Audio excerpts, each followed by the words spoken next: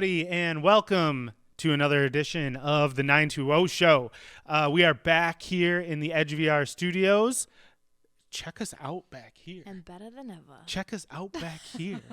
Look at this. Oh, I'm kind of covering. Oh, can you see it? There.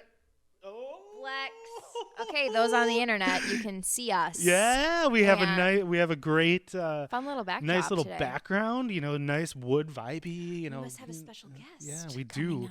We do have a very special guest coming on today. We have Mayor James Boyd. Mayor. James Boyd. Yes. Mayor James Boyd from the city of De Pere, and alongside a council member, Alder Amy. We go in on De Pere. Yeah.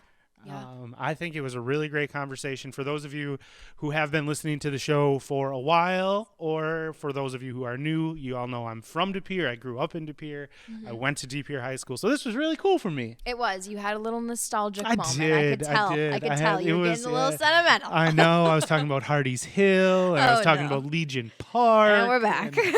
We didn't ask him about pink flamingos. Dang it. That's the one thing I have some knowledge about. Well, I asked you your opinion, and you went. Well, I didn't think celebrate about De Pere and exchange coffee. I did. Spoiler alert. Yeah, we should stop talking about it because we're just gonna spill the tea about it, and they're gonna skip it. All right. Well, that was about, give or take, a 45-minute conversation somewhere in there. So yes, we gotta move it. Yeah. But we haven't been here in 2 weeks. It's something we're just kind of trying out, maybe doing every other week, just because we're busy people. Yeah, and it's actually like the spring. Yeah. Rip because. Yeah. So we'll let you know when we come back to weekly. We're gonna try our best. We do have a guest coming in next week, so we will have a show next week, right? Yeah. A very special guest. You want me to confirm that? Did you confirm it? No. Confirm it. Okay. Lock it in. I will. Yeah, and then we may have a guest for the next week after that as well. So we may be coming weekly again, but we'll kind of see. I know everyone's come to expect weekly, and then sometimes we toss in these off weeks unexpectedly. So anyway, we kind of went every other week because of the event we were at, where we talked to our guests about coming to this show, which was the State of De Pere luncheon. Yes, that's where we were at last week Wednesday. Yeah, exactly. So Katie and I, we have a lot of catching up to do. We do. Yeah. So first of all, I want to get into. I had a couples weekend. I did a whole thing. A couples? Oh yeah, because it was sledding. Yes. It was sledding weekend for the kids. We've talked about this for like 5 weeks. I just bring it up because I think it's funny. Everyone's like, "Gosh, when is this sledding weekend over?" The sledding weekend. Well, it's over. It's been over. It's done now. Yeah, and it was a lot of fun. So a lot of times when my kids are gone, like at a sleepover with my parents or something like that, we can never, like, all my friends also have kids, so it's like, how do you coordinate? They got to get a babysitter, of course. Nick is literally throwing things. They got to get a babysitter and that sort of thing. So, but we actually went. We were able to coordinate with our friends. Shout out Colin and Libby. Sure. Yeah. And we had ourselves an evening. What it was did you really do? Fun. So this is a funny story. I'm sure it's funny. So Badger State has their vintage markets. Yes. Have you been? We almost got into a fight about this last week because you went to all these things and didn't record them. Triggering. No, literally. So I think we talked about on last week's episode, George's, or 2 weeks ago, we talked about the birthday party at Lambeau Field. Yes. So just laying the groundwork for why Katie is so upset with me. Katie's sister was telling me how, like, content is her life. Like, if they go out to a restaurant. She was telling you that? Yeah. Literally, that's what I do. Yeah. She was like. It's dedication. She was like, the amount of times, like, I can't even eat my food before Katie has to take pictures. I can't help it. It's dedication. And she's like. You should be appreciative of that. I am. No, I never said I wasn't, but I was just giving context. The audience context for, my failure, I suppose. Honestly, it was a major ball drop. Yeah. So we went to Badger State, and we were going to do the vintage market, and we were really excited. And wife Katie was like, looked it up, and she was like, yeah, it starts at 4. Wonderful. Great. Perfect. It'll be we'll go at 4, meet maybe 4:30, meet our friends, peruse the market. Peruse. Yeah. Did you get anything?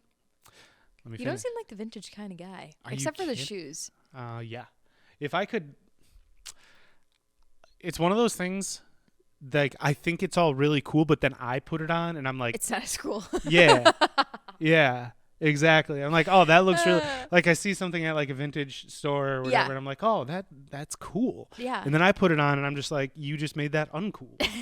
Suddenly it's just for dads. Yeah, yeah. So I'll stick with my sweater, my quarter zip sweaters with the DGB logo. Yeah, exactly. I think I wore the same one for the last episode. I'm remembering that picture with Heather, and it totally was. Nick. Did I wear this sweater? Anyways, whatever. I don't Moving know. on. We might be wearing the same outfits as last time, but that's okay. Had a different background. Yeah. So went to Badger State, pull in the parking lot. Obviously very busy. Yeah, yeah. But everything is getting pulled out of the vintage market. It was from 10 to 4, not starting at 4. That's a doozy. I know. So I totally missed it. So what'd you do instead? Drank beer. At Badger State? Yes. Yeah. So we instead, I mean, it was still packed, left over from like people who were shopping and stuff like that. Yeah. So yeah, we grabbed a beer at Badger State, and then we headed to a new spot. Where? That's really cool. I went axe throwing for the first time. Yeah. Yeah. At a different spot. There's obviously Green Bay Axe is a great partner of ours, and they do really cool stuff. Unfortunately, like I said, this plan was kind of last minute, and they were out of slots for the night. I mean, good for them though. Yeah, exactly. Yeah. So we went to Lumberjack Johnny's. Tell me about it. I haven't been. Katie, it is not only an axe throwing lanes, it also has a pinball arcade. Mm-hmm. What else does it have, Nick? And it's like woodsy theme. Right. And so you walk in and there's this like giant moose on the wall. It's really aesthetic, isn't it? Yeah. It's like it's got the grass wall and it's got all sorts of like really cool decor. Really like, cool super things to vibey. make content with.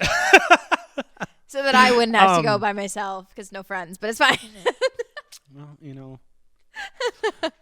But he didn't do it. So it's fine. Continue your story. Did you win? So you got me thrown off now. So anyway, so we went and did the axe throwing stuff. It was really challenging at first. The one time I went axe throwing, it Not was good. rough. Yeah, it was rough. Well, like I was nervous somebody was gonna get a ricochet axe to the face. I know. Actually, I saw a video of a girl on TikTok, and it like bounced back at her, and she didn't even like. She was just walking backwards. I'm like, what? No, I do have to say the folks over at Lumberjack Johnny's gave us all the safety tips, so we felt very. They're pretty. They got to be on top of that. We felt very cool and risk management. Risk management, yeah. I will say it took me a little bit to get in the swing of it. It took wife Katie, even longer. And our two friends had done it once before. Yeah. So once you get like your throwdown, I feel like it's not as difficult. So we started out and we were just the first game we played, we did 2 throws each. So we had 2 lanes, 2 people per lane. So it was just kind of we did couples. Couple versus couple, right? And the first 2 games, the couple that we were with torched us, and I wasn't very good, but Katie was worse. Oh no! But no, this gets better. So then, but we were doing 2 throws per, so you would throw twice and total your score. Yeah. Then we were talking to Dude, and they have axe leagues. To Johnny. It wasn't Johnny. It was I forget his name. Wonderful, hospitable, gracious, great man. Gave us all the tips. He was awesome. But I don't remember his name. I'm really sorry. So we started talking to him, and there's like leagues and stuff, and my buddy's getting like full of himself because he's winning everything. I'm gonna join a league. Okay, man, whatever, you do you. Nick comes out the cut, wins the next game. So then he tells us like the league, they only throw 1 axe per turn, and so we said, you know what, we only have 1 more game left. Let's just do like 1v1v1v1, so every like not group it together, and just do 1 throw per. Yeah. My girl showed up. Miss Katie? Yeah. Ooh. She found her groove. She found her rhythm, and was military training. Hammering. You know what? There might be some, as a thread worth pulling on right there. Maybe. Oh my word. Maybe she was hustling us all. she's like, I'll let. She's like, you think I'm gonna carry this team with this jackass? She says, I'll let him go. I'll let him go. Yeah. Get the field for in the first round. Comes out the cut in the second. Oh my That's God, funny. that's hilarious. I never even thought about that. It was a military But training. yeah, probably. she totally like bullseye after bullseye. Let me tell you what happens Get it when. together. Let me tell you what happens when you get a bullseye at Lumberjack Johnny's. Yeah, what happened? That moose that I said, he can talk, and he goes like, "Nice bullseye." Can we get an instant replay? That's funny. And it took me total like because I you could tell it was like a fake moose, but like I hadn't. It was a fairly. I thought it was a fairly like good fake one, but obviously fake. There was no indication that this thing could talk. There was no warnings given. All of a sudden, it just started spitting out. The funny part, it would be more funny if when you missed, it would be like, so I think the guy, dude, you suck. So I think the guy behind the counter can actually like control what it says. That'd be funny. Yeah. And he was very nice and very complimentary and didn't call out our misses. But you can bet if I was behind that thing. Oh yeah, 100%. Yeah. Anyways, so then we grabbed dinner up at Lodge Kohler. Oh, Lodge Kohler Tavern in the Sky. Thank you. Yeah, it was wonderful. I said Lucky's. Red flag, Nick. Nick enjoys Lucky's. I do like me some Lucky's. Yeah, for sure. Cool. What'd you have at Lodge Kohler? I did the fish. Ooh. Like the baked. Yeah. It was delicious. Got the cheese curds as an app. Per usual. Yeah, it's good. What about you? Do you have any fun adventures a couple weeks ago? Nick, I don't even know where to start. Okay. I had, first of all, I just want to say, Deacon's parents now listen to our podcast. So, hey! Really? Like do they watch on YouTube or do they? No, they watch. No, they just listen. He's like, yeah, we listened to it all the way to Pennsylvania. Okay. No way. So that's more than one episode. Yeah, I don't know. No, no, maybe not. I'm sorry, that was a week before. But okay. Anyways. Well, yeah, it's all good. Yeah. That is awesome. What's up, Deacon's parents? I met Deacon for the first time at Aldi. At Aldi when I bumped into Katie. She didn't even introduce us. I thought they met. Okay, anyways, what did I do? I had a girls' weekend with my two nieces. So that's right. Yeah, so for their Christmas gift, I got them like basically get treated for the whole day and get spoiled by me. Little pamper. Yeah. So we went to we actually spent a lot of the day in De Pere, which is hashtag on brand with this episode. I like that. We went to there's a nail salon out in De Pere. What's it called?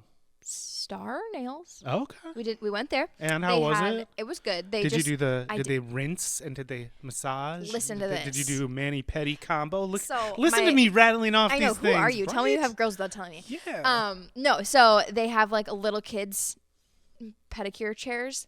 Oh. So my nieces were sitting there. They were like sitting back in the chairs. They're like, our moms are gonna be so jealous of us. They're like these little 5-year-old girls, and they're like, this is so relaxing. And my niece goes, do we get cucumbers like to put on their eyes? So did they? No. Oh. No. And it was just the funniest thing ever. So we did Star Nails. And then after that, I told them we could pick anywhere they wanted to go for lunch. Oh. Guess where they picked? It's kind of a flop, but guess. Culver's. No. Am I in the McDonald's. ballpark? They picked McDonald's because they wanted a toy and a Happy Meal. Yeah, when you got a McDonald's craving, you got. But am I mad? Not one bit. Yeah, it's okay. Not one bit. So then our McDonald's the chains are locally owned, so. Oh yeah, true. Yeah. Anyways, so after that we went to Paint and Pottery. Oh, which is in De Pere, which I love it there, and I can. So did you do the pottery? 100%. I made Were a you butter on the crock. wheel? No. You didn't do the wheel? No, you paint them. They're like already pre-made ceramics. And then you paint them. Katie. Oh. Pre-made ceramics? You want a 5-year-old girl You're a designer. No. Anyways. You couldn't get on the wheel? They don't have wheels. You couldn't get on what is the thing they call it's called something. I don't know. Yeah, I don't know. that thing. Okay, whatever. So you paint. They spin it and it gets all ghost style. Yeah, I didn't do that. I just painted them. I made a butter crock though, which I was don't know what that means. Very excited about. Just look it up on TikTok. What is it called? A butter crock.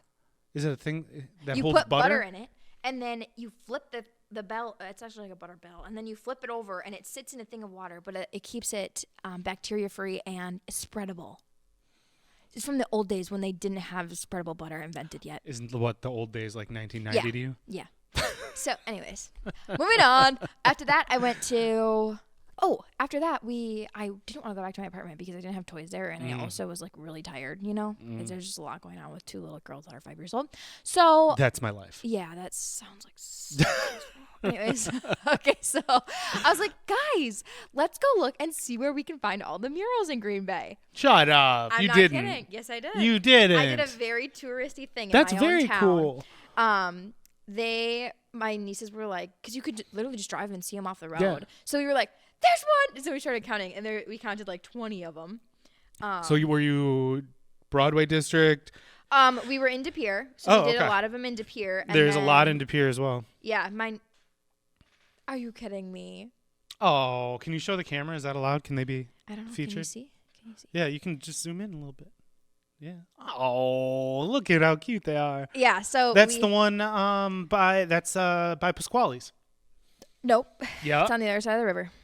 Oh. Good try though. I tried. Who am I to correct the mural hunter? Yeah, true. Over here. Okay, then there's this one, which is behind the 101 the Club. Steve Irwin of murals. Steve Irwin of murals. The mural hunter. Yeah, the mural hunters. Thank you. No, just kidding. So yeah, that's what we did, and then we went back to my house, made cookies, and vibed out there. Very cool. Yeah.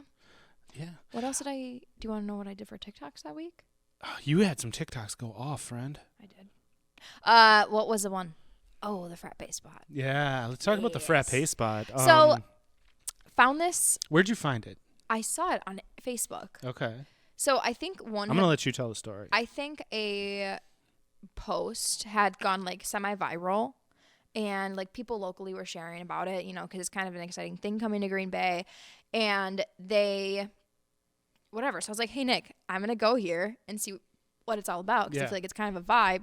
So I went in. They had the green on the walls. Like that's an immediate TikTok content, So and the neon signs like with the swooshy letters. Did I tell you I got those for the girls for Christmas? You did. Yeah. You did. So vibey.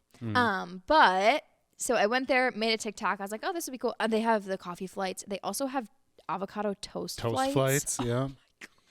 Unbelievable. Anyways, it's like I don't know. It's like a cafe, but they have so much stuff. So much stuff. Anyways, it kind of blew up on TikTok, which was really cool. And I think the best thing is like the post that they made on Facebook the next day. Yeah.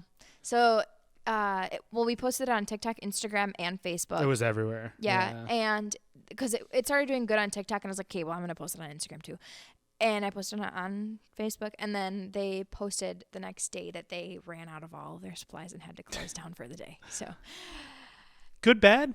I think mostly that's good. Pretty cool. Yeah. And also we were seeing people posting that they had come from a distance away. Yeah. Which is like literally the goal. Yeah. So yeah, it was very cool to see. It's cool. Yeah.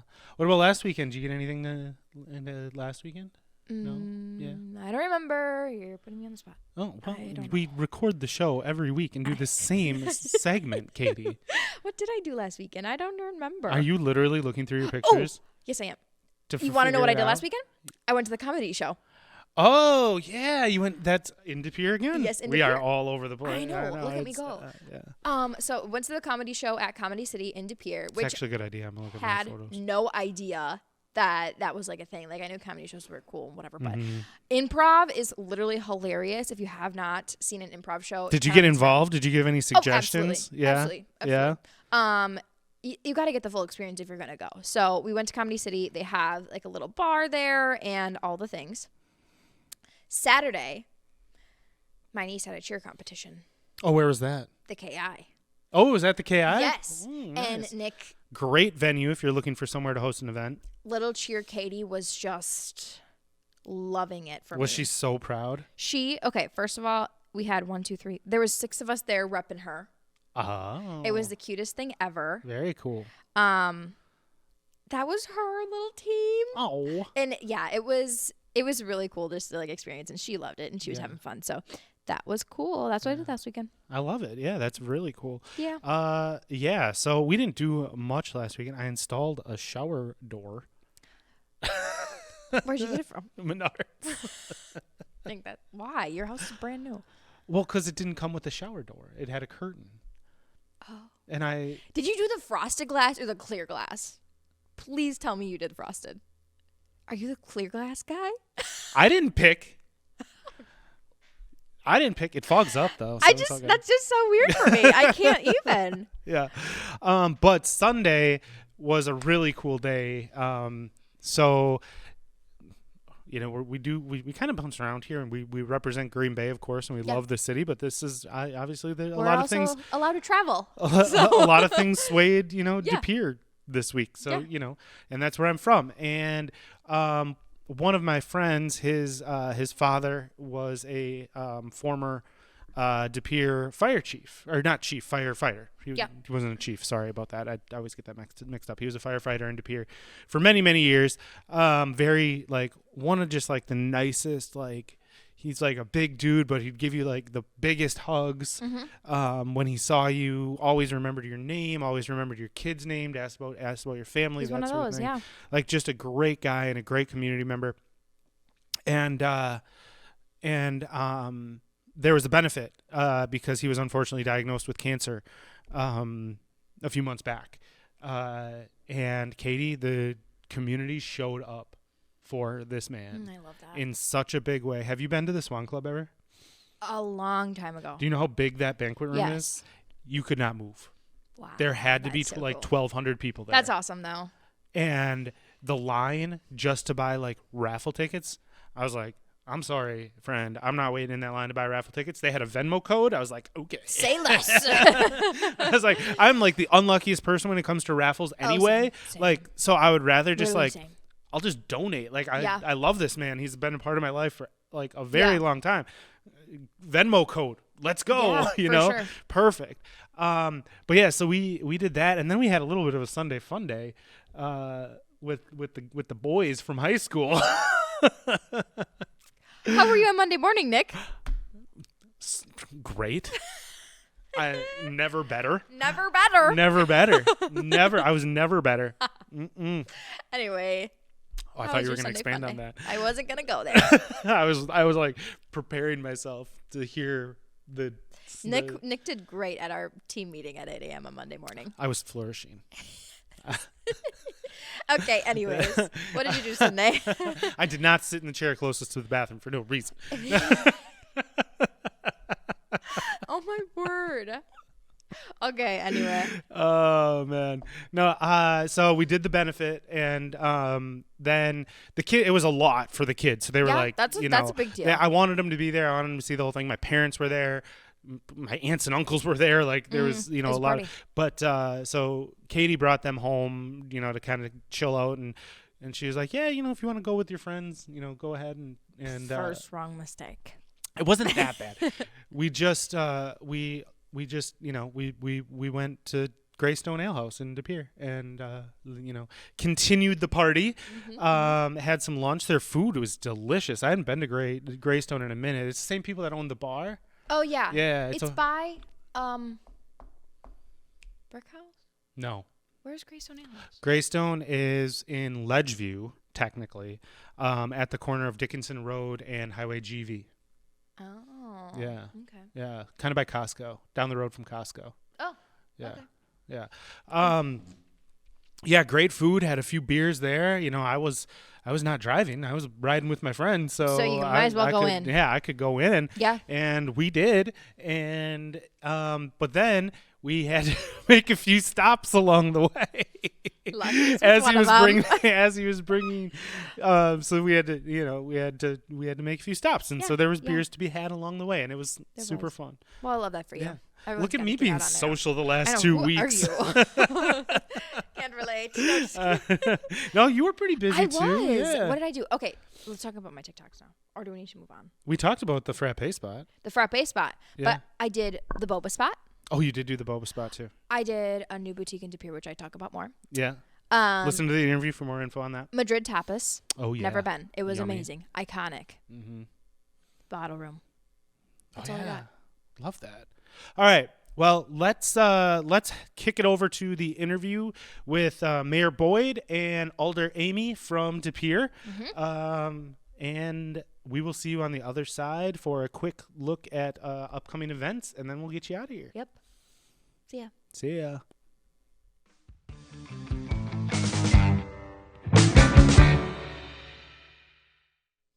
Hello and welcome to the guest segment of the 920 Show. For those of you watching on YouTube today, you can see that we have a full house. Every chair and every mic is taken, and we are excited for our guests. Katie, are you excited for these guests? Or I what? am, Nick. Let's get this on the road. Let's get it on the road. So today we have two of my close friends and some people I've known for a really long time that happen to serve in the city of De Pere, which is just to the south of Green Bay. Really the only other municipality that is considered a city in our tourism region. So we're really excited to welcome on Mayor James Boyd and Alder Amy Kundinger. So welcome to the 920 Show, everyone. Welcome. Thanks for having us. Thank you. Yeah, Excited it should to be a here. lot of fun. I can't wait to dive into all things my home city. I joke around a lot on the 920 Show about living in Wrightstown, which is now a part of our tourism district as well. That's great. But I hail from De Pere. Go Birds, class of 06. So Katie, okay. I was still in elementary school. I figured, yeah. I'm Bird's class of 1980. So, Let's go. Yeah. No comment. No comment. She says, I'm not going there. No, every time I bring that up, it's like I used to be, like when I was early in my career, I'm kind of in this weird transitional phase right now where it's like I used to be the young kid and now I'm like the older one in the department. So it's a whole it's a transformative time in my life. It's tough, isn't it? Yeah, He's it taking really it a is. little harder. The sage of Midlife's wisdom. the real deal. Yeah. Good luck. Exactly. Good luck with that. Oh, I appreciate it. So, as I mentioned, I'm a De Pere grad and I'm from De Pere. So, I've known Mayor Boyd for a long time, and we just wanted to kind of start into your journey, your family history within the city, and kind of what how and why you've continued to raise a family and live your life in De Pere. And Mayor Boyd, we can start with you. I know your family goes back a long way in De Pere, correct? Sure, it's going to be kind of boring here, so I'm kind of a boring guy. So No. born and raised in De Pere, so been here my entire life. Yeah. Our family, my family, the Boyd family has been here, since the early 1900s. Oh, geez. So very long time. So our family's been involved with the Union Hotel, which has been around since 1883. We haven't been around that long, but we're several generations in, and many of my siblings still work there and are involved at the restaurant. We actually had a house a block from the Union Hotel, so we all obviously work there. We spent our lives there, and it's still integral part of my life and our family's life. So grew up in De Pere, and then went to local grade school, St. Francis, which became Notre Dame sometime back in, I think, 1976, 1977. And they just opened up a new school, right? Just opened up a new school, as well. And actually, so kind of fast forwarding, I went to Notre Dame, and then went to De Pere High School, and then to St. Norbert. And then after St. Norbert, I went to be a teacher. My first teaching job was at Notre Dame. Oh wow, full circle. The one that they took down. So I was there for a year and got into Unified School District, and then taught middle school for about 8 years, ballpark, and then got in high school, I think around 94. These years all kind of blend together. So then when you were there in 2006, I'd been in the high school for maybe about 10 years or so, and then finished up at the high school. So been here a while. Yeah. So I want to dive into, if you don't mind, a little bit of the Union Hotel history, because it's one of my favorite buildings. Growing up. There were some very historic things that happened there. Very historic things? Yeah.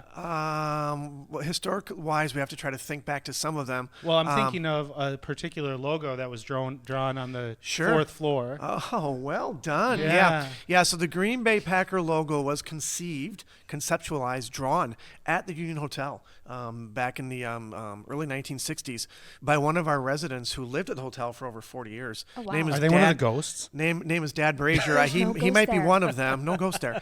And then he drew it on the bar. My dad was actually working one night. Vince Lombardi wanted, in about 62, 63-ish, teams on the NFL were putting logos on the helmets. Yeah. So Lombardi thought, hey, we got to get involved. We got to get in the game here. So he asked Dad Brazier, who was the equipment manager for the Green Bay Packers, and had some, what we'll call manual arts training. He concocted the G on a napkin, which is in the shape, the G's in the shape of a football, and Lombardi liked it, and that's the rest is history. So it was conceived. Wow, I did not know drawn, that and story. concocted You didn't at know the that? Union No. Hotel. Yeah. Yes. That is awesome. Yes, isn't that incredible? So Dad Brazier, again, lived there for many years up until his death in 1982. Great guy. He coached and taught at De Pere for many, many years. Dad Brazier Field was when I was there. Yeah. Yep, Dad Brazier Field. Brazier Park in De Pere Yeah. is named after Dad Brazier. So it's very exciting. So that's one of our history connections. There's others, but that's a pretty big one. Yeah, that is. Back to the ghost, have no idea. They've been I heard your sister's a big believer. Yeah. There's they've had ghost hunters in, and we've all had stuff happen to us, whether it be real or not real. We have believers and non-believers in our family. So You should do another version of this show with a few old fashions, and then I'm sure the Yeah. story would change. I love that or idea. get more details. I love that idea. We're working with our partners at Edge VR, who provide this beautiful studio space for us to record the podcast on doing some like live show type stuff is what we're thinking. And I think I'm liking that idea. Yeah. Like we do Nick and Katie from the bar. We can go around to different bars and have an old fashioned. Are you sure you want that? Bring in guests. And, Not wife Katie, after coworker listening Katie. to this, are you sure yeah. you want Well, that? wife Katie can come along. Coworker Katie will record. Yeah, exactly. I love that. So Amy, let's dive in with you a little bit. Sure. So how did you get to De Pere? Have you been in the area your entire life? So the bulk of my childhood was in Green Bay. Okay. You could say born and raised in Green Bay. Did a few years in Buffalo, New York, but came back, finished out high school here, and then left for about 17 years. And through a series of circumstances, it was actually my husband's employment that brought me back to the area. And I know this sounds silly, but I was like, I want to be in De Pere. Yeah. 100%. I need a different zip code. I want to change things up a little bit. I want to be in a different city than my parents, who are fabulously just 2 miles away from me. And I worked very closely with my realtor about these are the things that I want. I want to be by water. I want to be walkable to shops. I had like 8 different things, and De Pere had all of them. Yeah. And I zeroed in, and that was it. We weren't looking anywhere else. In fact, I fell in love with a very specific neighborhood, which I don't remember the specific number, but I think it was 67 houses are in this little mess of streets. And I was like, I'm living here. Yeah. And my husband was like, that's pretty narrow. And I was like, I don't care. We'll wait.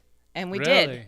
And I love it. Yeah. I won't, Very And you cool. found the house of your dreams within those 67 you homes? know, or- you define dreams as they evolve. Like Right. I love the feel of my neighborhood. It was a golf course way 100 years ago. Many and years so ago. Really? it twists and it turns, and the trees are, canvas over the streets. And I just was like, yeah, sense Okay. of place. Yeah. It feels like home. So I'm curious, you moved, and I believe, correct me if I'm wrong, those 17 years was Minneapolis. Yes. Correct? So, obviously employment circumstances have brought you back, but from Good ones. the bigger city to back to De Pere, was there or back to the Green Bay region and De Pere specifically? Yeah. What was that like transitioning your day-to-day life, and what are some things that you had kind of forgotten about the region Yeah. that were like re-inspired Yeah. and reconnected when you came Yeah. back? So some big aha moments were like, for me, having grown up here, I felt like in the time that I was away, mind you, I'm coming back for things, but I feel like the whole region really woke up to the fact that it had a waterfront. Yeah. Like Yep, on a 100%. real, brought it up 10 notches. And that was super duper appealing to me. All the programming that happens on the water, all the living that happens on the water as opposed to strictly industry. So that shift was really, really appealing to me. And I'm not going to lie, when the first move came out, I really loved where we were. I loved all the resources and amenities and the volume, the critical mass of people. But in moving here, we have all of those things here. Right. It just took a little more looking and finding. But I've joked, like, I'm not leaving. We're I'm here not. for good. Yeah. Yeah. We don't want her to leave. Yeah, I definitely agree. And so you've mentioned the waterfront a little bit. I want to know, like, how have you in your family taken advantage of that waterfront in De Pere and really throughout the area? Sure. So if anybody who has children out there, there's this innate connection with a child in chucking rocks into the water. So I cannot tell you how many times when we first moved here, the boys were 2 and 5, how we would walk down to Voyager Park on the waterfront there and just chuck in rocks. And now because that's endless fun. It's a great way to get energy out. Plus that is such a place-making park. Yeah. You just feel it's different than other city parks. It just has such a vibe, and now all the continued investments that the city puts into it. So that was huge for us. And that I'm trying to think of the playground equipment went in during that time, and now my boys go down there to fish all the time. Like there's just endless opportunity, regardless, family, single, doesn't all the beer gardens that we host there now in the summer. It's really, I mean, Recreational, yeah. Well, and keep in mind, too, Voyager Park just turned 40. So really? this was a concept. It was a former dump and the city dump, and it was an area where there were coal piles and there was industry in that area, and that's where I grew up. We'd spend time down in that dump area. But then, 40 years ago, 45 years ago, some folks, city leaders or whatnot, said, hey, this could be something, which is, imagine that aha moment where it's like, hey, we have water and the place is dilapidated and needs change. So former Mayor Mike Walsh and others spearheaded a movement to rehabilitate that land, which is what it was, at a significant cost. And then 40 years later and much evolution, look what we have. And then she's here and enjoys it here, and a lot of people do because of that and decisions that city leaders, both private and public involvement, created a gem. That is, since I started in 2008, and even before that as well, there's been a huge push to activate the water and to get people involved, because not a lot of cities have a river that runs through it. No. And we do. Yeah. And more and more, and I know Amy's seeing the same thing. A lot of decisions we make really involve the water. She and I are both involved with decisions regarding a new multi-use facility in the park, which is unheard of right now, and we're very grateful for that, and the donations that are coming in, and what it's gonna look like, and what her family and all the families will do over the next 40 years. So it's exciting. So as residents, and I love having both of you here as someone who grew up in the area and then went away, and someone who quite literally went to school, lived their entire life. Yeah. So Amy came back and saw, right after 17 years, this transition. What was it like as a resident? While you were, teaching me how to trade stocks in. So I taught economics at De Pere High School, and that's what Nick's talking about. And yes, I taught how to trade stocks, but I didn't tell them what to buy. So I have to make sure I come with that. By the way, you bring something up really important. I've been a lifelong resident and spent time here, but we really embrace, diversity is a misused word, but we embrace diversity and inclusion, which could just mean someone coming into Pere, just not a lifelong resident. Right. We have 45 citizen members on our boards, commissions, and committees, and then of course we have 8 alders, and they all have varied backgrounds, and I think it's so cool when people move away or don't grow up here, because there's no prerequisite. Anything that we have in De Pere, you run for an alder, I appoint you to a committee, that you have to be a lifelong resident. As a matter of fact, I kind of like the blend that we have, and I like what people pick up coming from other areas, because there's stuff that we just don't know, and I shouldn't impose on someone else, because I haven't, I've been out there, but I haven't really been out there. So it's kind of neat that you're seeing the blend. I'm not sure how this all happened here, but you're seeing a little bit of what we really like, and that's someone who's been here and someone who's experienced something somewhere else. And it makes us really what we are. Yeah. Wouldn't you think? Yeah. Yeah, Perception we is, want is, that, you know? is varied. You get a richer view when you have varied perception. Absolutely. Absolutely. I forgot the question, by the way. Oh no, I was just so we got Amy's perspective of, why what has been like critical as someone who moved in to the area after being away for a while. What has it been like to watch those same developments, both, as a community member, owner of a family business, teacher, and with your whole history with the region? Like, what do you look back and are just like, this has been kind of these highlight things? Yeah, it's transformational. And we all, like, whether you live here your entire life or you just kind of move in whenever you move in, we all kind of see the same things, and we have the vision that we just want things to get better. At the same time, I think it's important that you have to recognize change is inevitable, and change is good. So we've had a new apartment went up in De Pere, 5 stories, which a few years back, and I was on council. It was a very contentious vote because this is 5 stories. That's a big deal for De Pere, and you're taking down. Well, actually, the building was burned down prior to it going up, but you're replacing something that was part of the community for over 100 years. So we've seen that type of transformation. There are Walgreens going into De Pere. Excuse me, which was kind of a big deal because, again, a couple old buildings, had gone down. I'm big into history. I know Amy is as well too, but you have to recognize sometimes you just have to change and you have to move out of where you were, but still recognizing that history is important to us. So we've had a lot of change going on, and I think that the thing you have to do is recognize change will happen, but let's just try to get it right. And that's a balancing act that you're always kind of looking at. I'm going to break format a little bit here. Ooh, okay. Exciting. Because I feel a little bit like we have 3, people who are very passionate about the region, who currently live there, grew up there, that sort of thing. I'm going to ask my co-host a question, which is a little bit different. Katie grew up in Green Bay. Katie went to Southwest High School. Oh, good for too. you. You're a Trojan. Yes. She also, went to NWTC, so she's been in the region for a while.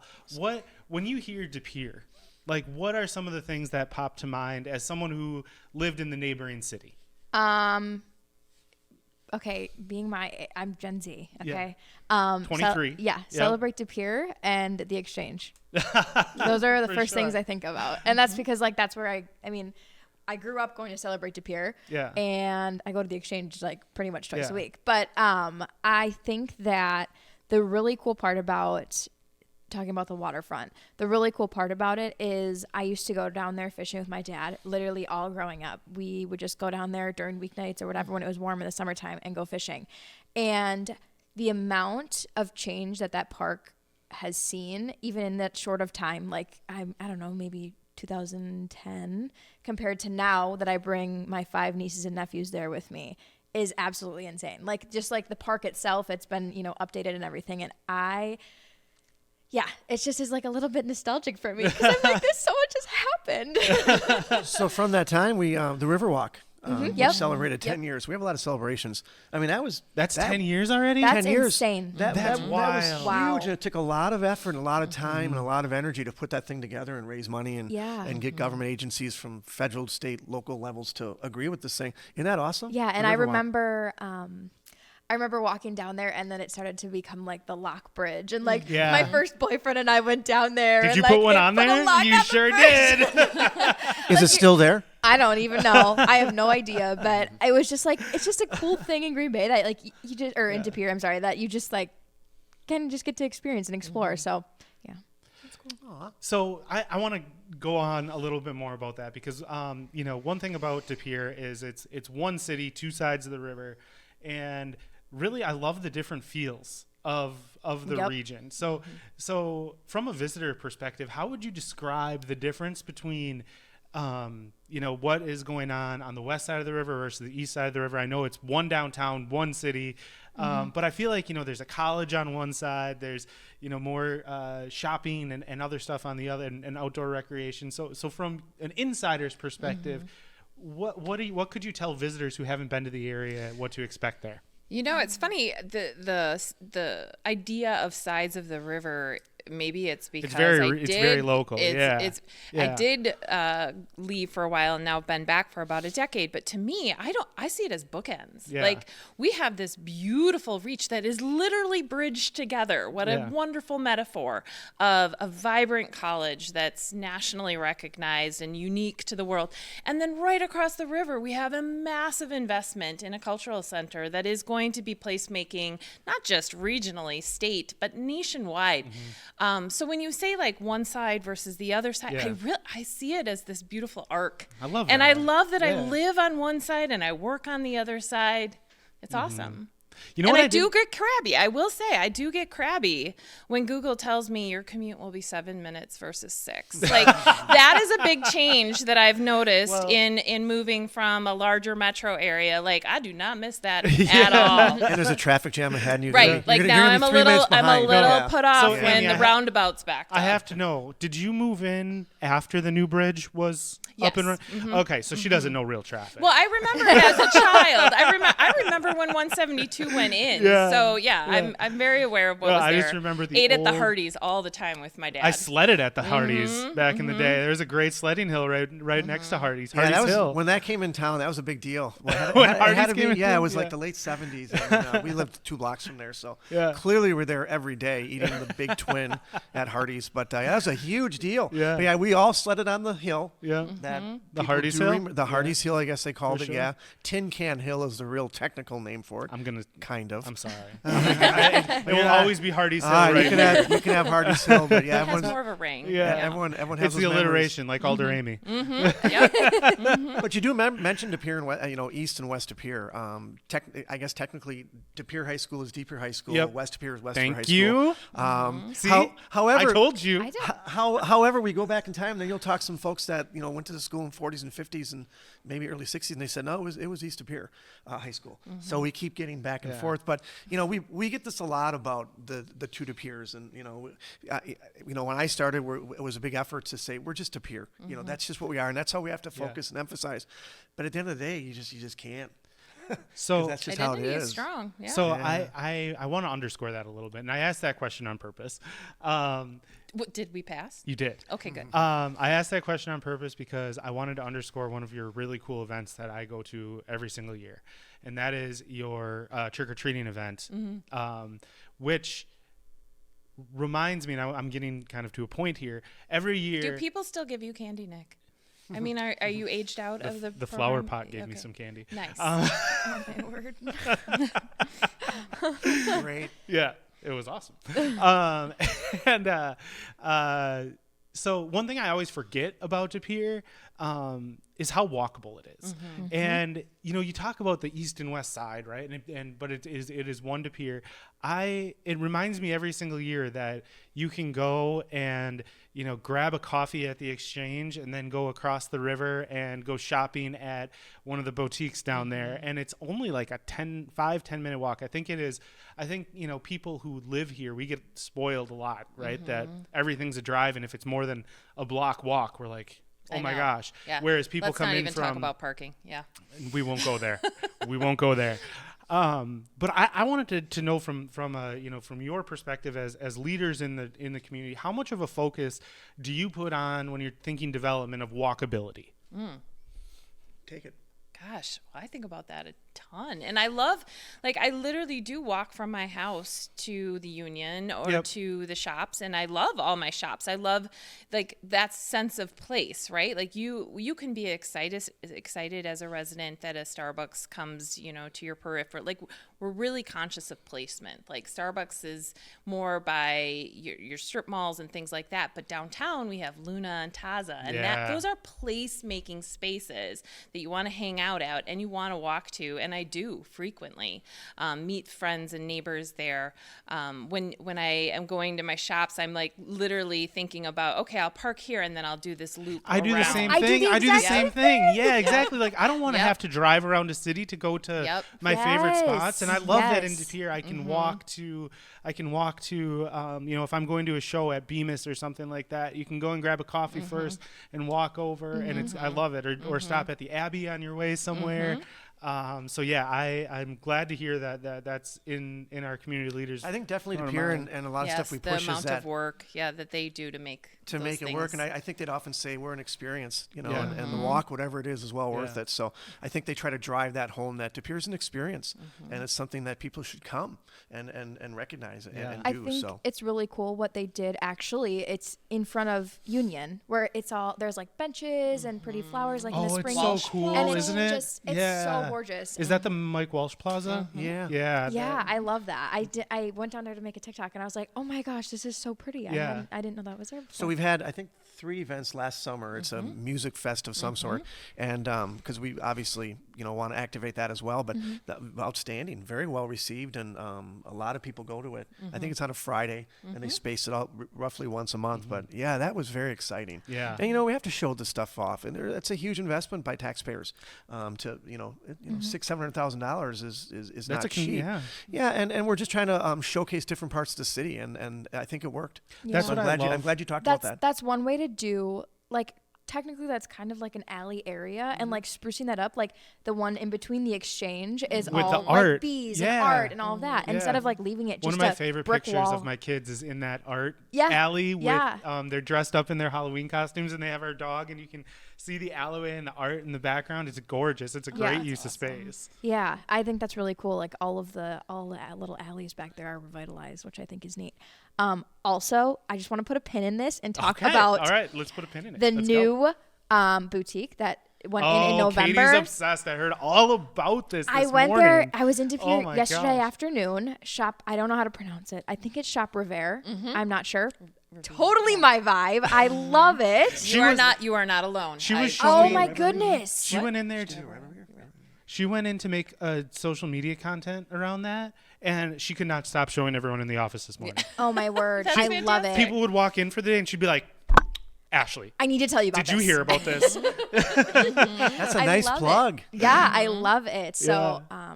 10 out of 10 recommend going there. But anyways, Well, and you can hit so many things because 2 doors down from that is the 101 101 Club, and that's where I was going fabulous originally. vintage Yeah. finds that are so Love. wonderfully I curated. A love couple the doors 101 Club. down, Hey Daisy, that has a city staple for a long time now. So there's great variation, and Yeah. Smithmaker with Ruth's Do not let me into Smithmaker. I will so many good spend things. so much money on all that cool local clothes.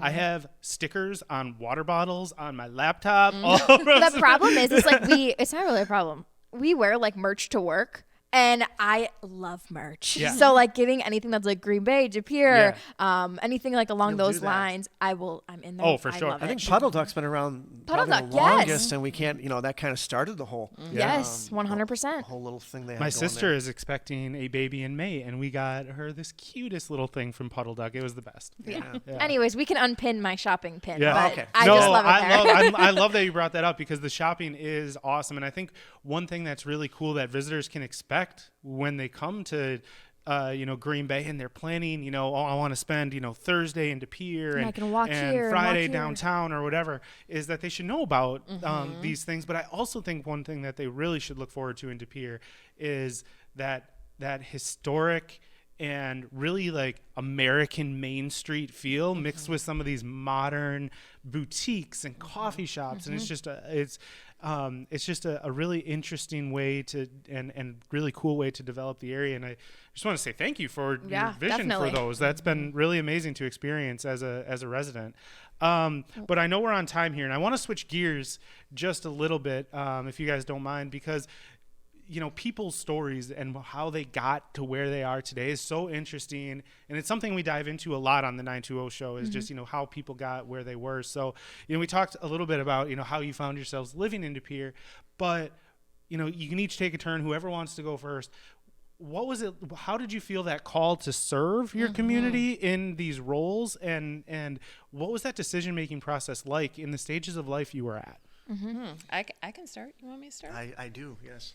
I've found as I eke up in my age that disruption has been a beautiful life opening experience. So having to move and all the things that I had in place in my previous experience and careers and things like that. When I moved here, I had a bit of time between when I found my employment here, which is at St. Norbert College, and a job I absolutely love, but it took a while to find it. And in that time, I started showing up at places, one of which was some Green Bay City Council meetings. Okay. Never attended a City Council meeting in my whole life. And I felt really passionate about some of the things that were happening at the Green Bay City Council meetings. And for the first time ever, I spoke up as a resident. Yeah. And really thought about crafting what that message would look like. You only have 3 minutes of time. And somebody approached me after that. And that was the city planner, or I don't know exactly what Kim's role was. I think that's kind of how we'll describe it. In Green Bay. And then she moved to De Pere. Flash forward, we meet somewhere in a De Pere event, and she's like, I remember you. You spoke. Yeah. And that's what the beauty of this community can do. They're like, I saw you. I remember seeing you speak. And she was like, based on what you said, I think Plan Commission would be right up your alley. Yeah. Plan Commission, what is that? Tell me more. Right. She's like, it's all about, you get the scoop on the buildings and the design, like the new apartment building in downtown Green Bay that was earlier mentioned. Like, there was great care in having that be visually appealing, aesthetically pleasing with the other buildings in the area. And it was really awesome to see those in advance and have those discussions and work for the best fit for the community. So I sat on that committee for 3 years, just enjoying my citizen role. And then it wasn't you, Mayor James, but it was one of the other De Pere, we have 2 seats for each district.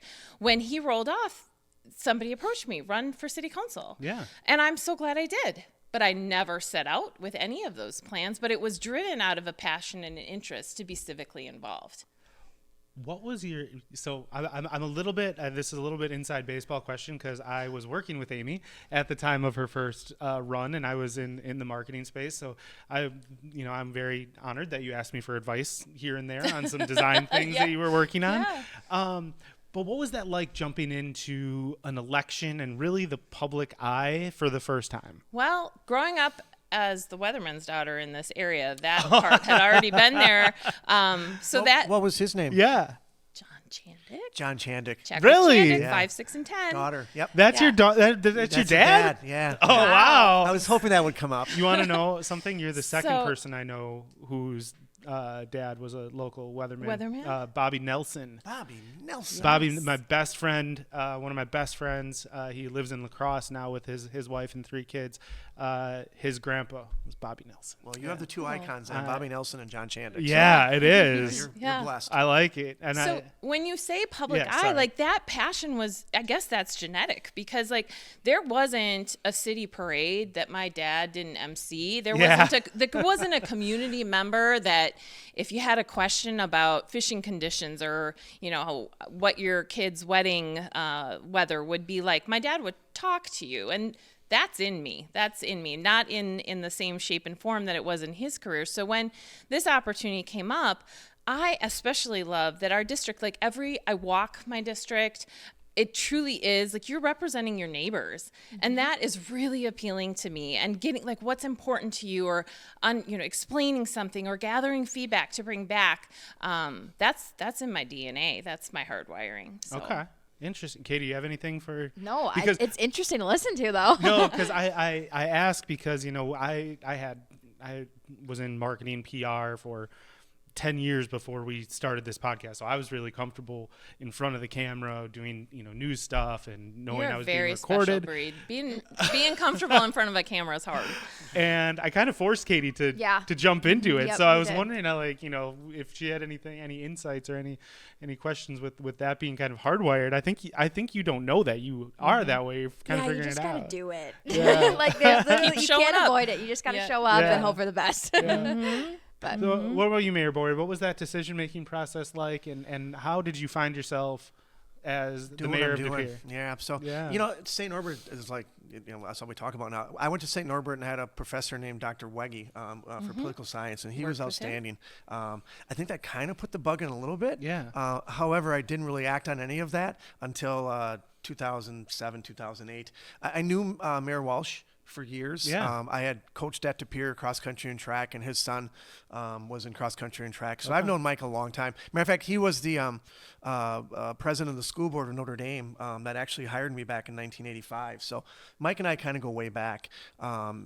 Anyways, fast forward to 2007-ish, he just casually said, "Hey, would you be interested in serving the community?" Hadn't given a lot of thought. And how long had Mayor Walsh been in? 24 years. Wow. Yeah. Holy moly. Yeah. That's wild. That's a long time. Yeah. And I had not given any Wow. thought because I was teaching and coaching 3 sports at Yeah. the time, and I was pretty involved with a lot of things. And I thought, I'll give it a try, and I did. So I ran in 2008, and then I won that election. I was opposed that one, but the other one's luckily not. Won that election and then started serving as an alder. So people understand there are 8 alderpersons, 8 alders in De Pere that represent between 3,000 and 4,000 people. There are 2 alders per district. There's 4 districts, And we run on alternative years. alternate years. So Okay. 4 will run, every year in a different cycle. So Amy and I both represent District 1. On Well, the you east side. represent all of the I city. do, but I did represent District 1. And we so when all you sta- represent all of our When city. you started, you started as an alder before you ran Yeah. for mayor. Got Yeah, it. so that was Okay. my first jump into government. Was not a committee commissioner board. It was, I'm going to jump right into the alder position and did that, and haven't looked back.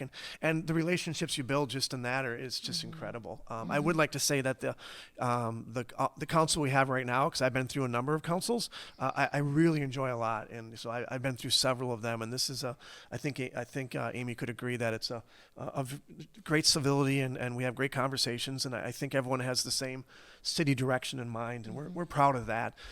So then Mike Walsh, we had talked a little bit about, would I run for mayor? Just casually here and there, and I would never have ran against Mike, and he knew that. But then when he decided not to run, and he made the decision in 2018, and I was elected in 2019. So then I decided I would go for the mayor thing. So And how do like you that. think, like, your history and family and just lifelong living in De Pere, like, how did your background prepare you for being the mayor of the city? Yeah, I mean, it's a double-edged sword. I mean, we have a pretty successful business, and our name is pretty decently known. That can go one of 2 ways. I mean, I could get in this as an alder and eventually mayor, and it could be the worst thing for the business. So I do the best I can to make sure I try to separate myself, and decisions that I make is reflective of me and then the common council and what we think is the best for the city. But I think it helped prepare me for where I was, being a teacher, being a coach, being involved locally for all the years I was involved, helped prepare me for this, and realizing that people come first. And I think Amy would agree that it's we're there. I'm here. I'm renting this position, if you will. So I've got an office, and my office says mayor. It doesn't say Mayor James Boyd. We just have a decal that says mayor, and that's for a reason. I got to make sure I serve the office the way it's designed to be, and I'm just here for a short time, and then making sure that things kind of move forward in the right direction. Excellent. Well, thank you for that. And I'm just kind of curious because as a teacher and a community leader, this is again for both of you. When it comes to leadership of people and in the city and just in general, what are some important lessons that you have from a leadership perspective? Just between you and I, right? Leadership coaching, Katie and I. What are some tips you would give to people who are considering, running for local government or are maybe in it and looking to develop their leadership skills? What would you say should be focused on, and how do you build a cohesive common council like you had just mentioned? Do you want to do it, or you want me to do it first? I would say above and beyond everything, it's to listen.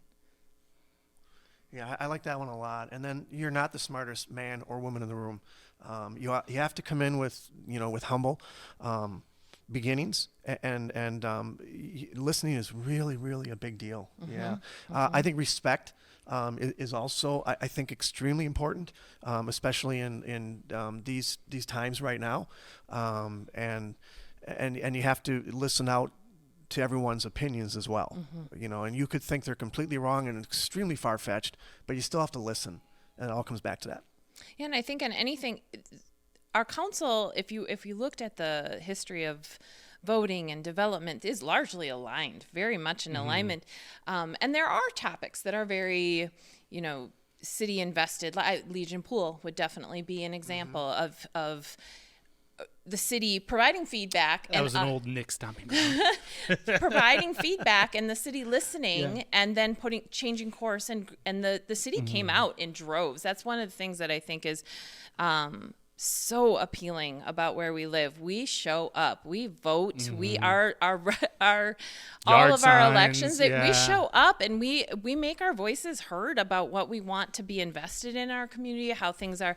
And that to me is really, and anytime things are, varying degrees of opinions and it's, a lot of feedback, there's usually, depending on which end, it doesn't matter, there's usually common themes. It's uncertainty, it's fearfulness of something, excited about something. So when you can listen, you can string those things together and be a much better representative instead of being fearful of, I'm going to make somebody mad or I have to think this way. No, gathering all that feedback is your job so that you can show up and represent your community.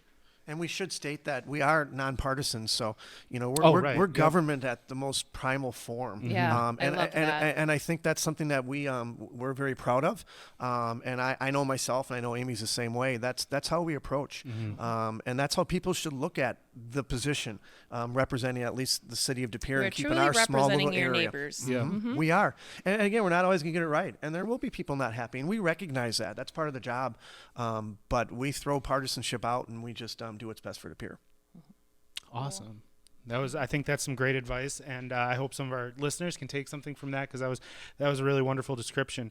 Let's change gears a little bit. Okay. So we kind of set this up at the State of De Pere luncheon, which was great presentation, great emceeing, like your dad stepping in your dance shoes. I can speak very well for like 2 minutes. Yeah.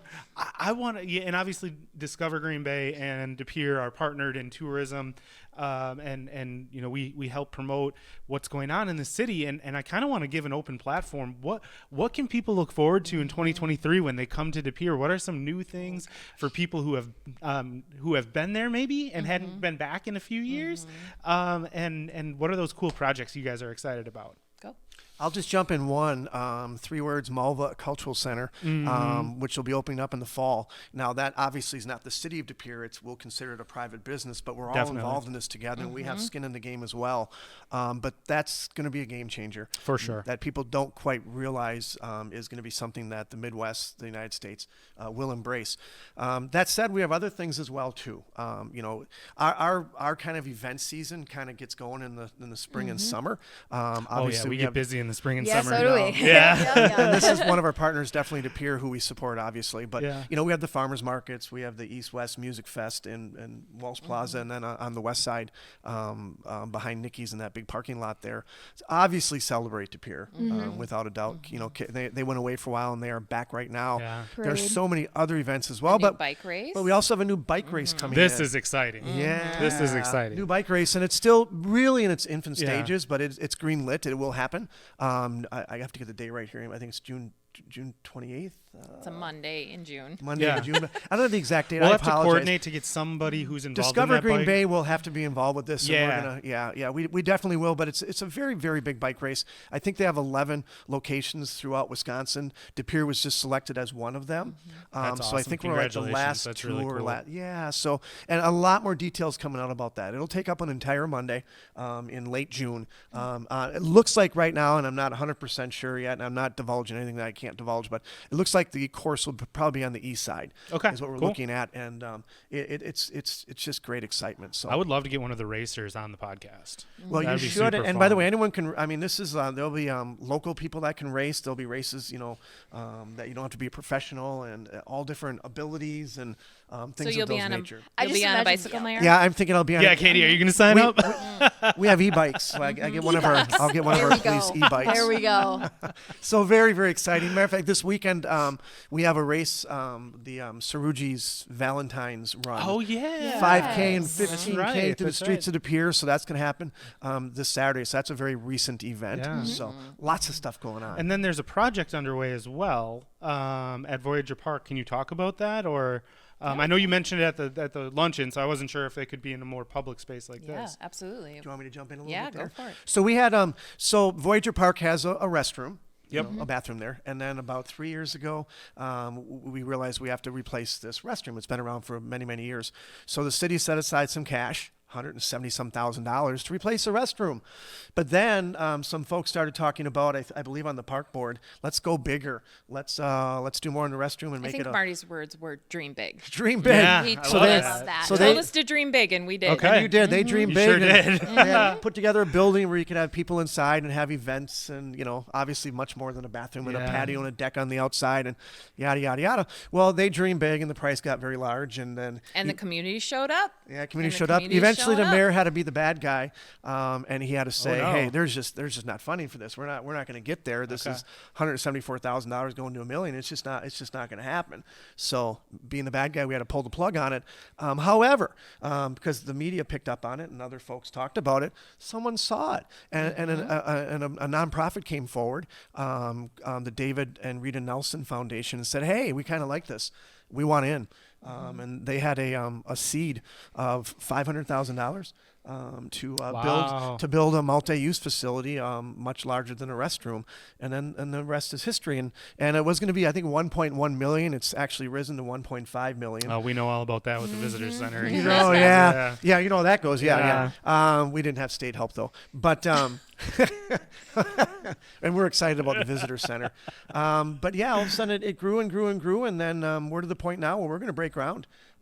It's a go. It's green lit, and more money came in from the community, from businesses, from residents. It's still coming in. You can still donate, and we're going to have this really cool facility. Yeah, Cool. I saw the renderings for the first time when it was kind of announced, and I was just floored. I cannot believe what that will do for the community, from both for locals and people Yeah. who are coming in to visit and access the river and have a place to call home, and have those family gatherings and make those memories. So people that's really do know, exciting. because this is really important. David and Rita Nelson, kind of really in the Fox Valley, a little bit in De Pere.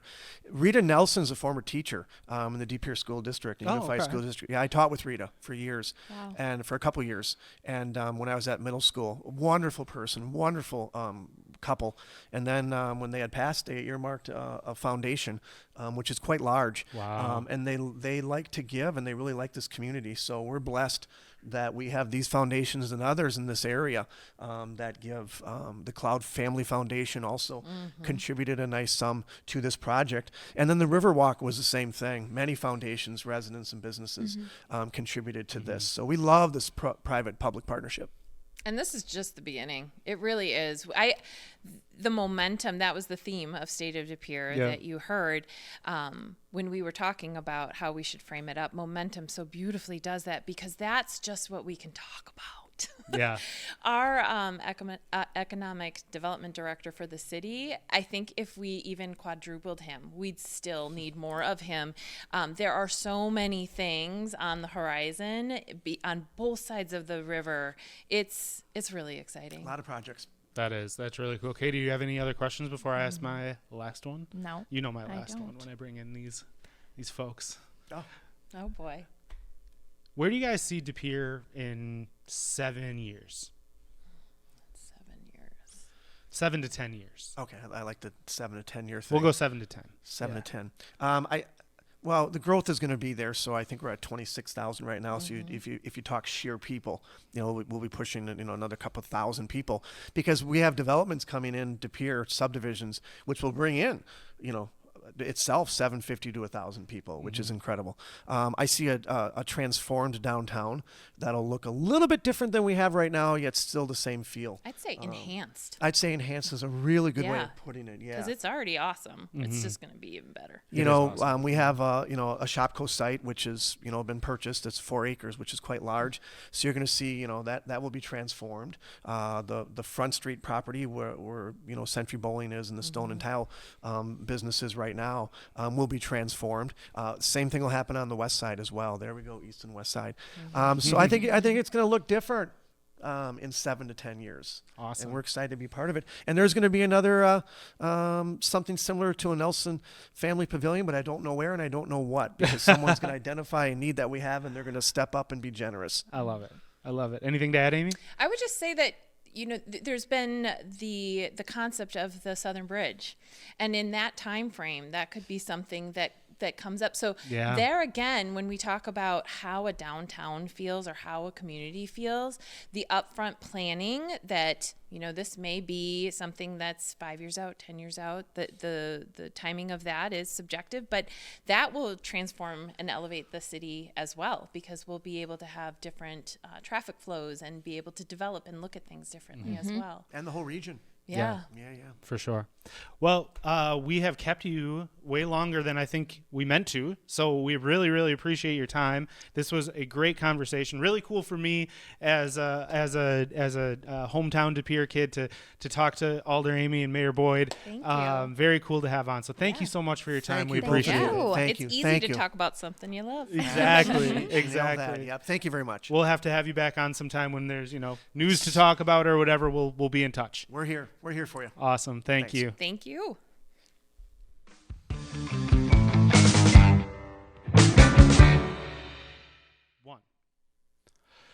Welcome back to the events segment here on the 920 show. I guess we can call it. Yeah. We are obviously back here in the Edge VR Arcade and Gamers Lounge. studio, which those on YouTube, that pause, I was showcasing the logo for everyone. Make sure to come on down and check out Edge VR. Actually, I was walking Mayor Boyd out, and we handed him an Edge VR pamphlet because he was looking for a place to do a team building activity for city employees. How fun would that be? Wouldn't that be fun? We should do do that. We even have an option that includes improv comedy. Oh, Whoa, an come option out that the improves cut. improv comedy. Let's go. He's sitting over there at the table. Sean, the owner, is sitting over there producing us. If you did not hear, should be a familiar voice to the show by now. Before we get started, can we just talk about how my Facebook post Oh God, yeah, you're going viral on the Facebook now. kind of went viral on the book? Did you see So there's I don't know if on the YouTube everybody you can knows, but the magic carpet ride? There's a new magic carpet ride at Triangle. Triangle Sports Park at Baird Creek. If I could talk, it'd be great. Yeah. But I can't say words. So, anyways, but yeah, I don't know. Yeah, they installed that a few months ago at the beginning of the summer. It's like a little ride up the a little up magic the hill. carpet. It's like you stand on it and hold your tube and it brings you up. And I'm reading through the comments, Yeah. and literally there's so many comments about how everyone's like, would have saved me so many mittens. I'm like, what? Who's losing their mittens? Seriously? Yeah, there's a lot of people commenting that. And you don't know what it means? No. I don't know. There's just a lot of people that are like, Katie. would have saved me a lot of mittens back in Did the you? day. Okay. All right. So If you know, you know. That's what this one says. let me see. Oh shit! That was totally. Dude, I know. Nick, you know There how we to go. work Facebook. Well, I do, but I don't like touching other people's phones. Yeah, if you know, you know, for sure. Okay, so what am I not knowing? Because I don't Katie, know. you can't be serious. You don't remember No, what I don't they remember used to what. have at Baird's Creek at Triangle Sports Park? I don't know. Okay. So back when I was a kid, which is apparently a million years ago, Baird Creek had, so it was a little less high-techy from the Magic Carpet Ride. Yeah. It was just basically a rope with a winch at both ends, and it would pull you up. And sometimes your hands, the torque would be too much, so then the rope would burn through your gloves. Like rope burn. It would get through the what is that, nile Oh, that gloves on? my word. That sounds so dangerous. Are you serious? You didn't remember that? No, I didn't know that. Yeah, so I was wondering why everyone was commenting about this. I saw that and I was like, yeah, totally, they're right. I wish we had the magic carpet to get up that hill. Oh, my word. Yeah, you'd literally sit there, you'd lay in your tube kind of backwards, Yeah. and the rope would come up Oh, my your word. chest, and then you'd have to hold it up kind of like this, and it would kind of roll underneath you. And then if it would hit a torque part, and then the rope would just go through your gloves. That sounds so bad.